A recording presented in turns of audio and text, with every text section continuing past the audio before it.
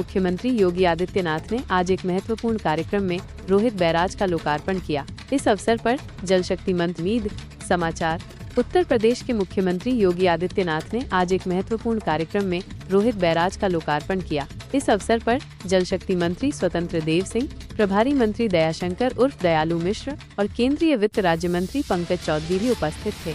Rohit barrage का लोकार्पण क्षेत्र के विकास के लिए एक महत्वपूर्ण कदम है। यह बैराज सिंचाई और जल प्रबंधन में सुधार करेगा, जिससे किसानों को लाभ होगा और क्षेत्र में खुशहाली आएगी। मुख्यमंत्री योगी आदित्यनाथ ने अपने भाषण में कहा कि रोहित बैराज क्षेत्र के विकास में एक महत्वपूर्ण भूमिका निभाएगा। उन्होंने ये भी कहा कि सरकार किसानों की आय बढ़ाने और उन्हें बेहतर सुविधाएं प्रदान करने के लिए प्रतिबद्ध है। जल शक्ति मंत्री स्वतंत्र देव सिंह ने कहा कि रोहित बैराज एक महत्वपूर्ण परियोजना है जो क्षेत्र के लोगों के जीवन में सुधार करेगी। उन्होंने ये भी कहा कि सरकार जल प्रबंधन में सुधार के लिए लगातार काम कर रही है। प्रभारी मंत्री दयाशंकर उर्फ दयालु मिश्र और केंद्रीय वित्त राज्य मंत्री पंकज चौधरी ने भी रोहित बैराज के लोकार्पण पर खुशी व्यक्त की और कहा कि यह परियोजना क्षेत्र के विकास में एक महत्वपूर्ण योगदान देगी। रोहित बैराज का लोकार्पण कार्यक्रम क्षेत्र के लोगों के लिए एक महत्वपूर्ण अवसर था। इस परियोजना से क्षेत्र में विकास और खुशहाली की नई उम्मीद जगी है।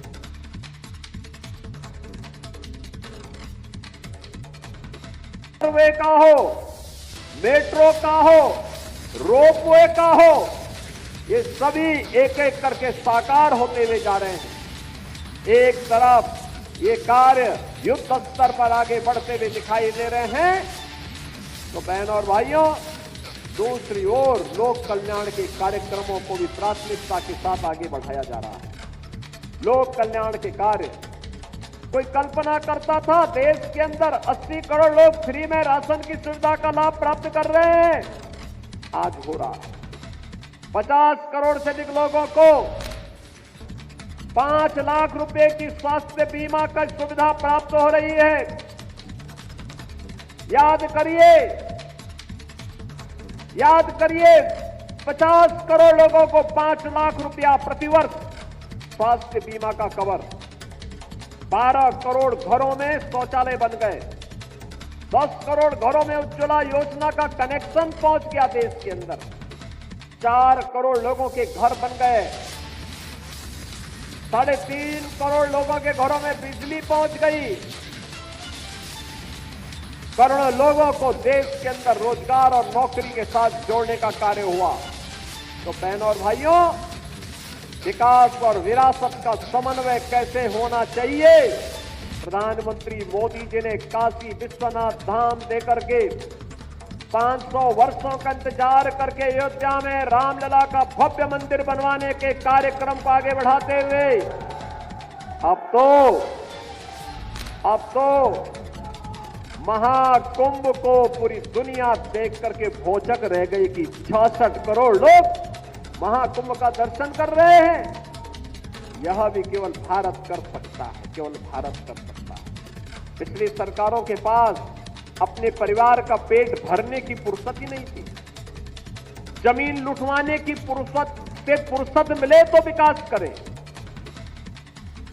अभी आपने देखा होगा, परसों ही देश की संसद में वक्फ बोर्ड संशोधन अधिनियम पारित किया है।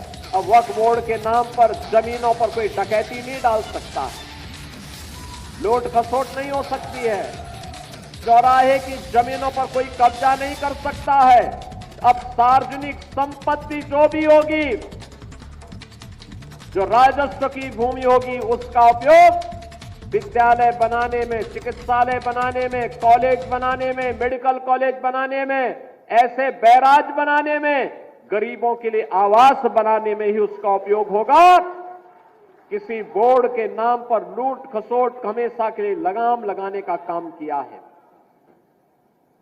वक्फ बोर्ड संशोधन अधिनियम पारित होने के कारण अब ये मनमानेपन पर लगाम लगेगी।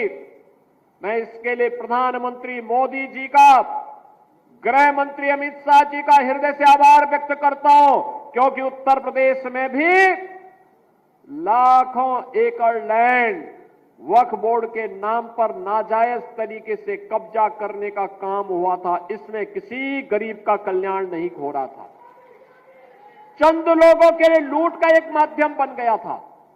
इस लूट पर अब लगाम लगेगी, सख्ती से लगाम लगेगी और उसी लगाम के क्रम में आज हम सब आपके बीच यहां पर आए हैं।